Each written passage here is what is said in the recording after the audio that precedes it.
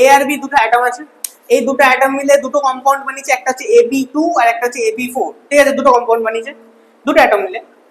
আচ্ছা, যদি AB2 1 গ্রাম আমি বেনজিনে দিয়ে দিই, তাহলে এদের যে ফ্রিজিং এর লোয়ারিংটা হচ্ছে সেটা 2.3 কেলভিন হচ্ছে। এই আইটা মানে হচ্ছে কতটা যে অ্যাবনর্মালিটি হচ্ছে সেটাকে আমরা কিভাবে ডিফাইন করতে পারি যে কতটা অ্যাবনর্মালিটি হচ্ছে। তো van der factor I is equals two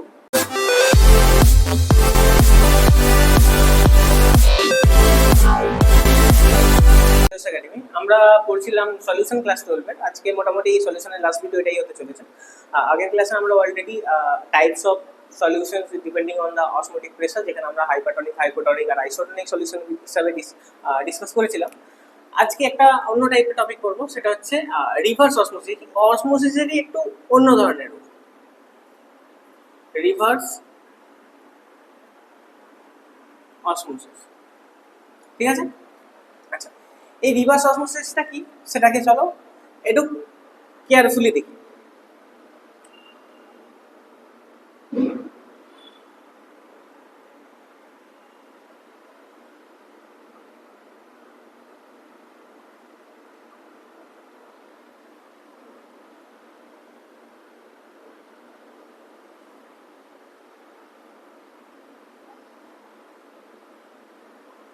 similarly এদিকে আমাদের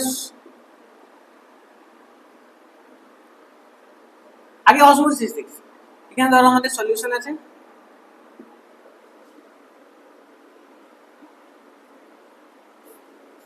এখানে ধরো আমাদের সলভেন্ট আছে, ঠিক। আমাদের অসমোসিস কি হতো, যে সলভেন্ট থেকে আমাদের সলিউশনের দিকে একটা ফ্লো হতো, সেটাকে আমরা অসমোসিস বলছিলাম। অসমোটিক প্রেসার বলতে কি বলেছিলাম, যে এই অসমোসিসটাকে আটকানোর জন্য এই দিক দিয়ে একটা প্রেসার দেওয়া হয়, দ্যাট ইজ ক্যাপিটাল পাই। সেটাকে আমরা অসমোটিক প্রেসার বলেছিলাম, যে এই প্রেসারটা কি করতো, জাস্ট এই প্রেসারটাকে নিউট্রালাইজ করে দিত এবং কোনো ধরনের অসমোসিস হতো না।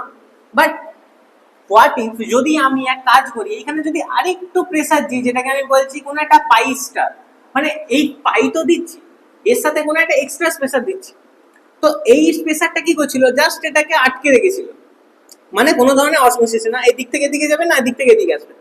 এবার আমি যদি আরো একটু প্রেসার দিই, তাহলে যেটা আটকে থাকছিল সেটা আবার এই দিক থেকে এদিকে একটা ফ্লো হওয়া স্টার্ট হয়ে যাবে। তখন সলিউশন থেকে সলভেন্টের দিকে আমাদের যে পার্টিকুলার মুভমেন্ট সেটা হয়ে যাবে। তাহলে রিভার্স অসমোসিস বলতে আমরা কি বুঝতে পারি, the flow of solvent particle from lower concentration to higher concentration, ঠিক। lower concentration থেকে higher concentration এ যাবে when a extra pressure is applied from the solution end with along with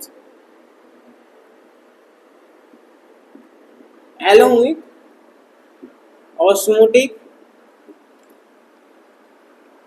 pressure। ভালো করে বুঝবেন, এই সেমি পারমিয়াবল মেমব্রেন আছে, প্রথমে সলভেন্টের যে পার্টিকেল ছিল সেটা আমাদের সলিউশনের দিকে যাচ্ছিল, তো এই যাওয়াটা আটকানোর জন্য আমরা একটা প্রেসার দিলাম পাই, যেটাকে আমরা অসমোটিক প্রেসার বললাম। এইটা শুধুমাত্র এই প্রেসারটাকে আটকে দিচ্ছিল, যেটা এই দিক দিয়ে হবে না, এই দিক দিয়ে হবে না, দুটোকে ক্যান্সেল আউট করে দিচ্ছিল। এবার আমি কি করছি, আর একটা এক্সট্রা প্রেসার দিচ্ছি যে দিক দিয়ে আমাদের অসমোটিক প্রেসারটা আছে, তাহলে যেটা আগে এই দিক দিয়ে যাচ্ছিল না এখন এই দিক দিয়ে এদিকে ফ্লো করবে, তাহলে লোয়ার কনসেন্ট্রেশন থেকে হায়ার কনসেন্ট্রেশনের দিকে ফ্লো করছে, মানে সলিউশন থেকে সলভেন্টের দিকে ফ্লো করছে। তোমরা যখন এয়ার পিউরিফায়ার কেনো তখন দেখবে লেখা থাকে অ্যাকোয়াগার্ড আরও। হোয়াট ডু মিন বাই আরও? বুঝতে পারবে, সব জায়গাতে আরও আরও আরও লেখা থাকে। আরও আর কিছুই নাই, this is R and O, this is reverse osmosis, ঠিক আছে। এই আরওটার মানে হচ্ছে রিভার্স অসমোসিস। মানে কি করা হচ্ছে, তোমাদের ফিল্টারে কি করা হচ্ছে, প্রথমে যে সলিউশন মানে তোমাদের যে জলটা সেটা ফিল্টার হচ্ছে। ফিল্টার কি করে হচ্ছে, যে এদিকে ধরো সলভেন্টটা আছে, এদিকে একটা এক্সট্রা প্রেসার দেওয়া হচ্ছে, প্রেসারটা দেওয়ার ফলে কি হচ্ছে, এইখানে সলভেন্টের পার্টিকেলস গুলো কিন্তু এদিকে যাচ্ছে, এই দিক থেকে এদিকে আসছে না, উপরন্তু এদিক থেকে এদিকে যাচ্ছে একটা আলাদা একটা প্রেসারের জন্য, যেই প্রেসারটাকে আমরা কিন্তু রিভার্স অসমোসিসে ইনিশিয়েট করে থাকি। তাহলে এখানে আমাদের কি হবে, যে টোটাল প্রেসার তাহলে রিভার্স অসমোসিসে কি, তো পাইটা হচ্ছে আমাদের অসমোটিক প্রেসার প্লাস একটা পাই স্টার যেটা আমার এক্সট্রা প্রেসার দেওয়া হলো, এই এক্সট্রা প্রেসারটাই কিন্তু ডিপেন্ড করছে রিভার্স অসমোসিসের জন্য। এবার রিভার্স অসমোসিস কতটা হবে সেটা ডিপেন্ড করছে আমি কতটা প্রেসার দিচ্ছি, কতক্ষণ ধরে হবে, সেটা কিন্তু এটার উপর ডিপেন্ড করছে। তাহলে এটা একটা নর্মাল ফিনোমেনা, যেই ফিনোমেনাটা কি হয়, যে সলিউশন থেকে সলভেন্টের দিকে একটা পার্টিকেল, সলভেন্ট পার্টিকেলের মুভমেন্ট করায় লোয়ার কনসেন্ট্রেশন থেকে হায়ার কনসেন্ট্রেশনের দিকে একটা এক্সট্রা প্রেসার অ্যাপ্লাইড করে। এটাই ছিল রিভার্স অসমোসিস, এর থেকে বেশি আর কিচ্ছু করার দরকার নেই এখানে, ঠিক আছে। চলো নেক্সট তোমাদের আছে অ্যাবনর্মাল মোলার মাস। কিন্তু সেটা যাওয়ার আগে আমি তোমাদেরকে একটা নিউমেরিক্যাল দিয়ে দিই, যে নিউমেরিক্যালটা তোমরা একটু প্র্যাকটিস করবে। এই টাইপের নিউমেরিক্যাল কিন্তু তোমাদের এক্সামে আসছে, একটু আলাদা টাইপের নিউমেরিক্যাল, জাস্ট তোমরা সলভ করবে, না সলভ করতে পারলে আমি করে দেবো পরে, বাট এটা তোমাদের টাস্ক করবে। আচ্ছা, আজকের নিউমেরিক্যাল একটা দেখো, তোমাদের 4টে কোয়ালিটেটিভ প্রপার্টি হয়ে গেল, relative lowering of vapour pressure, তারপর তোমাদের ছিল elevation in boiling point, depression in freezing point, আর তারপর ছিল এই অসমোটিক প্রেসার। তো একটা নিউমেরিক্যাল এরকম একটা লিখে রাখো, ধরো দুটো এলিমেন্ট আছে, two element A and B, দুটো অ্যাটম আছে, এলিমেন্ট বলবো না, দুটো অ্যাটম আছে, two atom A and B having two different configuration AB2 and AB4, ঠিক আছে। Two atom AB having two different configuration of AB2 and AB4 of two compounds, দুটো compound আছে, যে কম্পাউন্ড এ আর বি দিয়ে তৈরি হচ্ছে, কিন্তু একটা কম্পাউন্ড হচ্ছে AB2, একটা কম্পাউন্ড হচ্ছে AB4। এবার when এইগুলোকে যখন আমরা C6H6 এ ডিভাইড করছি, মানে হচ্ছে তোমার বেনজিনে, when 1 gram of AB2 dissolve in C6H6, then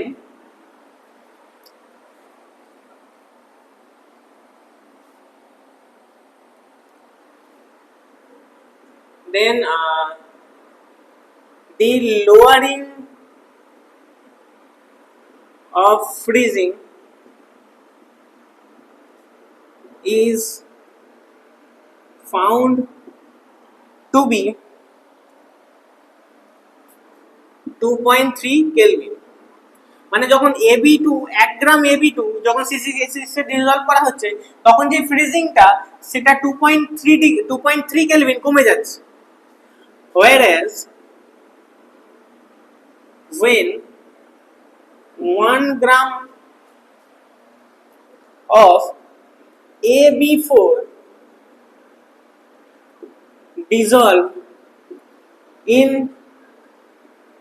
same solvent, then the lowering of freezing is calculated as 1.3 Kelvin, ঠিক আছে, 1.3 Kelvin। the molar তোমার হচ্ছে freezing constant value is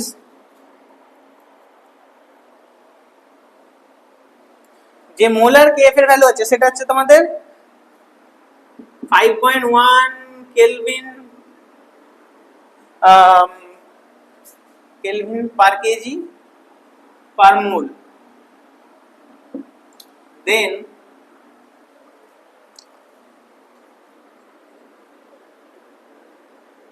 calculate the atomic number of atomic number বলছি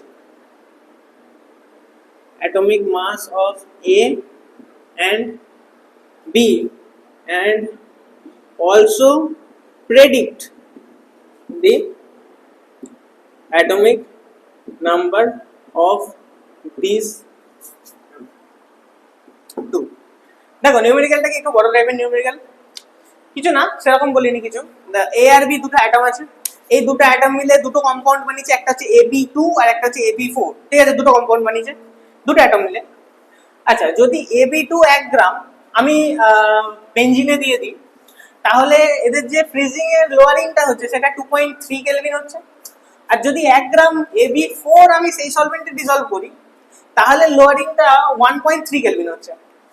যে KF এর ভ্যালুটা আমি দিয়ে দিয়েছি, যেটা কনস্ট্যান্ট, মানে তোমার হচ্ছে যেটা ফ্রিজিং কনস্ট্যান্ট, সেটা হচ্ছে 5.1 kelvin per KG mole. Then calculate the atomic mass A and B, atomic mass calculate করতে হবে A and B, and predict the atomic number. তুই যখন অ্যাটমিক মাসটা ক্যালকুলেট করবে তখন চেষ্টা করবে, দেখো এটা ভুল হতে পারে, এটা অসুবিধা কিছু নেই, এটা জাস্ট প্রেডিক্ট করার জন্য দিচ্ছি।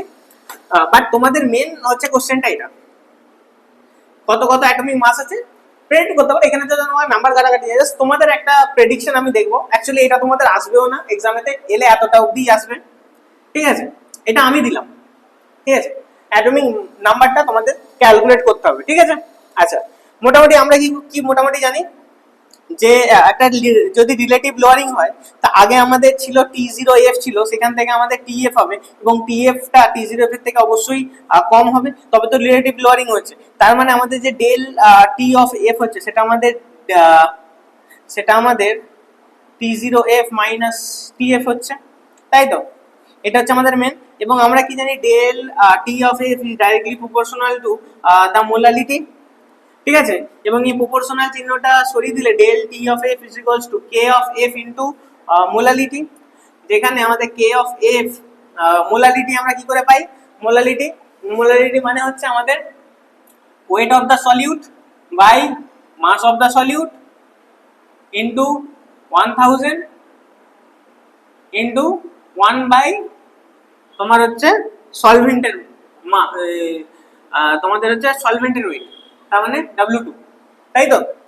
এরকম ভাবে পাই, এটাই ছিল আমাদের। আচ্ছা,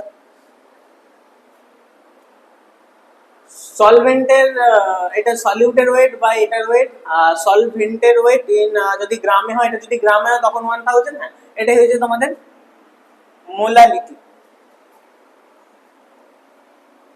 ঠিক আছে, ফর্মুলা, ঠিক আছে। এইটা কি ছিল, এটা ডেল টি অফ এফ ছিল ইকুয়াল টু তাহলে কে এফ ইনটু এটা, তোমাদেরকে দেখো কে এফ এর ভ্যালু দিয়ে দিয়েছে, আর কতটা টেম্পারেচার কম হচ্ছে সেটাও দিয়ে দিয়েছে, মানে এইটা দিয়ে দিয়েছে। তাহলে তোমাদের কাছে del T of F equal to, এখানে তোমাদের এফ ইনটু কি আসছে জানো, W1 into 1000 by M1 into W2, ঠিক আছে। আচ্ছা, এবার এই যে W1টা আছে, এটা 1 গ্রাম দুজনের জন্য, W1টা দুজনের জন্যই 1 গ্রাম। যদি আমি CH2 বলছি, AB2 যদি কথা বলি, তাহলে আমাদের যে ডেল টি অফ এফ আছে এটা হচ্ছে 2.3K, আর যদি আমি AB4 এর কথা বলি, তাহলে আমাদের ডেল টি অফ এফ হচ্ছে 1.3K, ঠিক আছে। তাহলে দুজনের জন্য আলাদা আলাদা ক্যালকুলেট করবে, W1 সবার জন্য 1, এই মাসটা তোমাদেরকে শুধু ক্যালকুলেট করতে হবে, W2 দুটোকে কম্পেয়ার করে দেবে, ব্যাস ম্যাচ বেরিয়ে যাবে, ঠিক আছে। এটা তো দুজনের জন্যই 1, দুটোকে কম্পেয়ার করে দেবে, মাস কিন্তু তোমাদের বেরিয়ে যাবে, ঠিক আছে। তো এই ছিল তোমাদের অঙ্ক, এইভাবে কিন্তু করবে, যদি না হয় অবশ্যই কমেন্টে জানাবে, তো আমি মোটামুটি তোমাদের সলভ করে দেওয়ার চেষ্টা করবো, ঠিক আছে।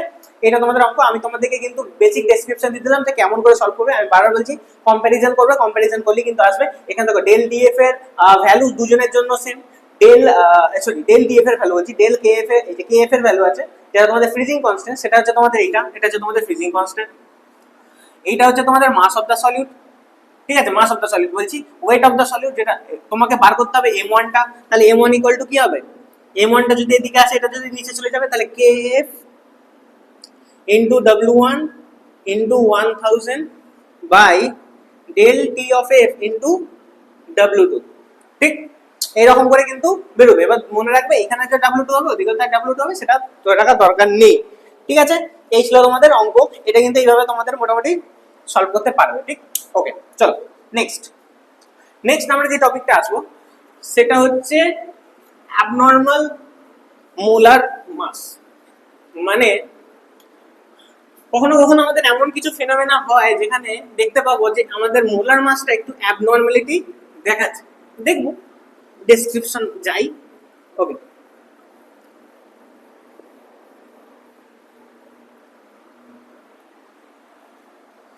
চলো নেক্সট আমাদের টপিক হচ্ছে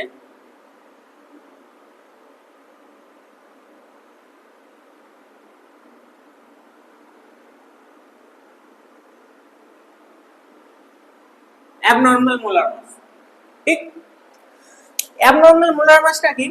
ধরো কোনো একটা সলিউশন আছে, তাতে সলভেন্ট আছে, সলিউট আছে। হঠাৎ করে দেখা গেল, দেখো সলভেন্টের অসুবিধা হয় না, হয় সলিউটটাকে নিয়ে কোনো একটা জিনিস এক্সপেক্টেড ছিল যে মোলার মাসটা আমার এত হওয়া উচিত, বাট ক্যালকুলেট করে দেখা যাচ্ছে যে মোলার মাসটা একটু অন্যই বেরোচ্ছে, তখন সেটাকে আমরা বলবো অ্যাবনর্মাল মোলার মাস। তাহলে কি? যখন when the calculated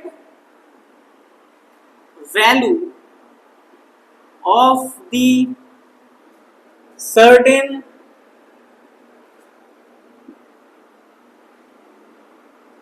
molar mass of a compound is found to be less or high than expected বা theoretical value। মানে কি বললাম, যখন আমাদের ক্যালকুলেটেড যে মোলার মাস একটা কম্পাউন্ডের, সেটা যে আমাদের যেটা যে আমার এক্সপেক্টেড বা থিওরিটিক্যাল যে মাস ছিল তার থেকে হয় কম হবে না হয় বেশি হবে, দুটোই কম হতে পারে বেশি হতে পারে, তো দুটো ক্ষেত্রেই সেটাকে আমরা বলবো অ্যাবনর্মাল মোলার মাস। এবং এই যে পয়েন্টটাকে ট্যাকেল করার জন্য ভ্যান ডার ফ্যাক্টর নামে একটা আমরা কিন্তু এবার একটা টপিক পড়বো, কি নাম? Van of factor. এটাকে ডিনোট করা হয় স্মল আই দিয়ে, ঠিক। ভ্যান অফ ফ্যাক্টর, ঠিক। আচ্ছা, এই আইটা মানে হচ্ছে কতটা যে অ্যাবনর্মালিটি হচ্ছে সেটাকে আমরা কিভাবে ডিফাইন করতে পারি যে কতটা অ্যাবনর্মালিটি হচ্ছে। তো van der factor I is equals two, যেটা হচ্ছে নর্মাল মোলার মাস, যেটা আমাদের থিওরিটিক্যাল ছিল, নর্মাল মোলার মাস বাই কতটা আমাদের এক্সপেরিমেন্টাল বেরিয়েছে, মানে ক্যালকুলেট কতটা হয়েছে, অ্যাবনর্মাল মোলার মাস, ঠিক আছে। আচ্ছা, যদি এইভাবে পেয়ে যাও তো খুবই ভালো, বাট যদি না পাও এটাকে তুমি এইভাবেও বলতে পারো যে কতটা তোমাদের কি বলে থিওরিটিক্যাল মাস ছিল, থিওরিটিক্যাল মাস, এটাকে এইভাবে লিখতে পারি বাই অবজার্ভড ভ্যালু, অবজার্ভড মাস, এটাও বলতে পারো, ঠিক আছে, এইভাবেও বলতে পারো। আচ্ছা, এবার ধরো আরো ভেঙে দিচ্ছি, ধরো ডিসোসিয়েট হয়েছে, ধরো কোনো একটা সলিউট কোনো একটা সলভেন্টে যে ডিসোসিয়েট করে গেছে, তাহলে কতগুলো আমাদের মোলস অফ সলিউট ডিসোসিয়েট করেছে আর কতটা হওয়ার কথা ছিল সেটাও বলতে পারো। তো van der factor I equal to তুমি এটাও লিখতে পারো যে the total number of moles, the total number of moles of particle after dissociation, কতগুলো ডিসোসিয়েট হয়েছে, আফটার ডিসোসিয়েশন কতগুলো নাম্বার অফ মোলস আছে সেই সলিউশনের মধ্যে, আর ডিসোসিয়েশন হওয়ার আগে তার কতগুলো মোলস ছিল, দি total number of moles of particle before before dissociation. ঠিক, এবার আমি তোমাকে একটা এক্সাম্পল দিয়ে দিচ্ছি কেন এটা আমি বললাম। যে ধরো একটা কিছু মিক্স হয়েছে, মিক্স হওয়ার আগে তার নাম্বার অফ মোলস কত ছিল, আর মিক্স হওয়ার পরে তার নাম্বার অফ মোলস কত দাঁড়িয়েছে। এবার তোমাকে বলি, যদি তোমরা অ্যাসিটিক অ্যাসিডকে বেনজিনেতে ডিজলভ করো, ঠিক, অ্যাসিটিক অ্যাসিড মানে CH3COOH, ঠিক, আর বেনজিন মানে তোমরা জানো, ঠিক। আচ্ছা, এবার যখন তুমি এটা করছো তাহলে এটাকে আমি কিভাবে লিখতে পারি, এখানে আমার একটা ডবল বন্ড ও আর এখানে আমার OH, ঠিক। এটা হচ্ছে আমার বিফোর ডিসোসিয়েশন, ঠিক। যখন বেনজিনে ডিসোসিয়েট হয়ে গেল, এইটা কিন্তু বাবা ডাইমার কনফিগারেশন করে ফেলে যখন ডিসোসিয়েট হয়ে যায়, মানে এইটা তখন এইরকম পারা দেখতে হয়ে যায় CH3, মানে এটা নিজেরা সেলফ কম্বাইন করে ফেলে। ডবল বন্ড ও এখানে একটা OH থাকে, এখানে একটা OH থাকে, এবং এইখানে একটাও কি করে, একটা H এর সাথে কম্বাইন করে যেটা অন্য একজনের, আর এইখানেও কি করে, যে ডবল বন্ডটা ও ছিল সেটা এখানে, ঠিক, আর এখানে CH3। দেখো ভালো করে, এইটা একটা অ্যাসিটিক অ্যাসিড আর এইটা একটা অ্যাসিটিক অ্যাসিড, দুটো আলাদা আলাদা অ্যাসিটিক অ্যাসিড। কি হয়েছে, এখানে হাইড্রোজেন বন্ডিং হয়ে গেছে যখন সে ডিজলভ হয়ে গেছে। তাহলে দেখো, আগে যদি নাম্বার অফ মোলস x থাকে, তাহলে আফটার ডিসোসিয়েশন যদি এরা দুজন ডাইমার করে নেয়, এরা তো একটা গোটা মলিকিউল হয়ে গেল। তাহলে এখন যে এক্সপেক্টেড ভ্যালুটা হবে, এটা এখন x/2 হয়ে যাবে। মানে এখানে আগে মোলস ছিল x, এখন মোলসটা হয়ে গেল x/2, ঠিক। তো দুটো দেখো কম হয়ে গেল। তো এইটাই হয়ে যায় অ্যাবনর্মালিটি যখন তোমরা কোনো একটা জিনিসে ডিসোসিয়েট করো। ওই জন্য আমি এইটা লাস্টে লিখেছি, the total number of moles of particle after dissociation, মানে যখন এখানে হাফ হয়ে গেল দেখো, আর number of moles before dissociation যেখানে আমার x ছিল। তো এই টাইপের জিনিসগুলোর জন্যই কিন্তু আমাদের এই অ্যাবনর্মালিটিটা আসে, এবং এই অ্যাবনর্মালিটিটা আমরা কিন্তু ভ্যান ডার ফ্যাক্টর দিয়ে ডিটারমাইন করে থাকি। এবার হচ্ছে কথা, তাহলে আমাদের যে কলিগেটিভ প্রপার্টিজ গুলো ছিল, সেখানেও তো আমাদের ভ্যান ডার ফ্যাক্টরটাকে নিশ্চয়ই অ্যাড করতে হবে। এই যে relative lowering of vapour pressure হচ্ছে, বা তোমার ধরো লোয়ারিং অফ ফ্রিজিং পয়েন্ট হচ্ছে, এলিভেশন ইন বয়েলিং পয়েন্ট হচ্ছে, অসমোসিস হচ্ছে, সবকিছুতেই তোমার হচ্ছে। তাহলে আমাদের প্রথম যেটা ছিল যে relative lowering of vapour pressure, যদি এটা ছিল, তো এখানে আমাদের এটা কি ছিল, আচ্ছা তাহলে হচ্ছে relative lowering of vapour pressure, যেখানে আমরা ভেপার প্রেসারটাকে ডিফাইন করি যে কতটা আমার ভেপার প্রেসারের রেট হচ্ছে, আগে কত ছিল, that is equal to mole fraction of এটা। তাহলে এইটা ছিল আমাদের রিলেটিভ লোয়ারিং অফ ভেপার প্রেসারের ফর্মুলা। তো এইখানে আমরা কি করতে পারি, একটা দিকে ভ্যান ডার ফ্যাক্টর কিন্তু অ্যাড করতে হবে। তার মানে এটা এখান থেকে যদি ভ্যান ডার ফ্যাক্টরটা অ্যাড করি, তাহলে এটা আমাদের হয়ে যাবে del P1 by P01 equal to van der factor I into chi2, ঠিক আছে। সিমিলারলি যদি আমি বলি এলিভেশন ইন বয়েলিং পয়েন্ট, তার ফর্মুলা কি ছিল, তার ফর্মুলা ছিল যে আমাদের del T of B that is equals to K of B boiling constant into আমাদের মোলালিটি। তাহলে এইটা এখন ভ্যান ডার ফ্যাক্টর অ্যাড করার পর এটা হয়ে যাবে I into K of B into molality, ঠিক আছে। সিমিলারলি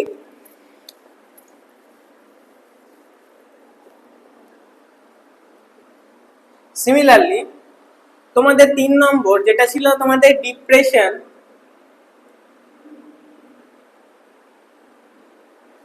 ইন ফ্রিজিং পয়েন্ট,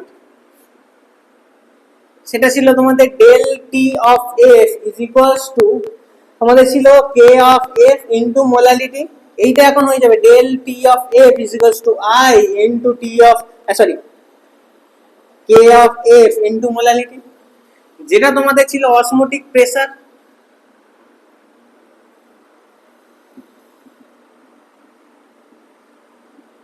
যেটা ছিল capital pi equal to CRT, that is এখন হয়ে যাবে capital pi equal to I CRT।